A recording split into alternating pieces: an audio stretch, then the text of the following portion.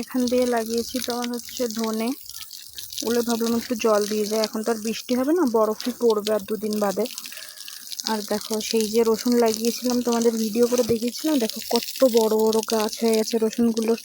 তাই ভাবলাম যে একটু জল দিয়েই দিই, আরও জল এসছে আজকে, না হলে তো জল দেওয়া খুবই কষ্টের বিষয়। বরফ যখন পড়বে তখন রসুনগুলো আরও ভালো হবে। দেখো, আর এই যে আপেল গাছগুলোর কি অবস্থা,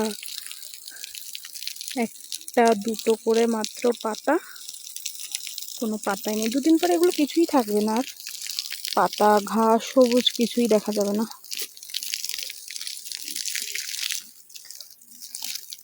বরফ পড়তে শুরু করলে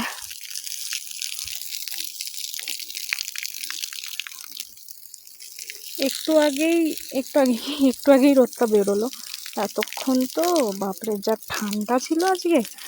আমি জল দিচ্ছি পাইপ দিয়ে, আমার এই আঙুলটা মনে হচ্ছে ফ্রিজের মধ্যে আছে।